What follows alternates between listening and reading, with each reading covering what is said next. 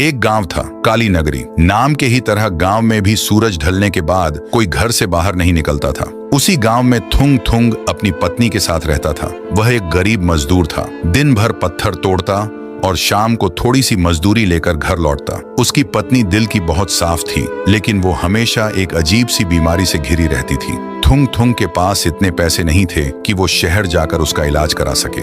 एक रात थुंग थुंग काम से लौट रहा था। अचानक जोरों की बारिश होने लगी। बचने के लिए वह जंगल के किनारे एक पुराने खंडहर हो चुके मंदिर में छिप गया। वहां घुप अंधेरा था। तभी थुंग थुंग की नजर मंदिर के एक कोने में गई और उसने देखा कि कोने में एक अजीब सी मूर्ति रखी है। मूर्ति की आंखें लाल थीं और उसके हाथ में एक पुरानी जंग लगी चाबी थी। थुंग थुंग थोड़ा डर गया और जैसे ही बारिश खत्म हुई, थुंग थुंग वहां से जाने लगा। तभी एक भारी और डरावनी आवाज गूंजी, थुंग थुंग, तेरी बीवी मरने वाली है। अगर उसे बचाना है तो ये चाबी ले जा। थुंग थुंग डर के मारे कांपने लगा। उसने कांपते हुए पूछा, ये चाबी किसकी है? आवाज आई, ये लालच का ताला खोलने वाली चाबी है। इसे किसी भी बंद दरवाजे पर लगाना, दरवाजा खुलेगा तो अंदर सोने चांदी का ढेर मिलेगा। लेकिन याद रखना, जितना धन तू निकालेगा, तेरे शरीर का कोई हिस्सा उतनी ही जल्दी मिट्टी में बदल जाएगा। बीवी की जान बचाने की मजबूरी में थुंग थुंग ने हिम्मत करके वह चाबी उठा ली।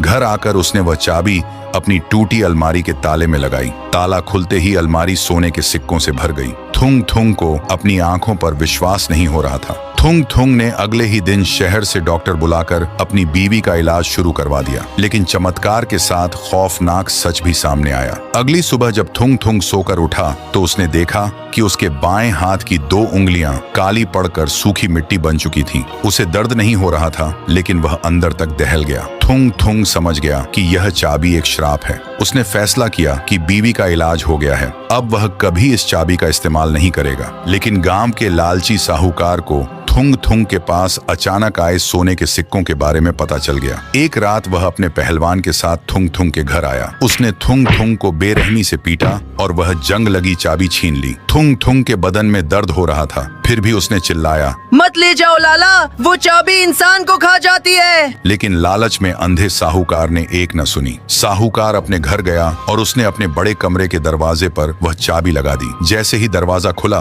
पूरा कमरा सोने की ईंटों और हीरों से जगमगा रहा था। साहूकार खुशी से पागल हो गया। लेकिन अगले दिन जैसे ही साहूकार सोकर उठा, अचानक साहूकार को महसूस हुआ कि उसके पैर सुन्न हो रहे हैं। उसने नीचे देखा तो उसके दोनों पैर मिट्टी बन चुके थे। साहूकार डर के मारे चीखने लगा, लेकिन लालच में उसने इतना सोना निकाल लिया था कि देखते ही देखते उसका पूरा लालची शरीर मिट्टी में मिल गया।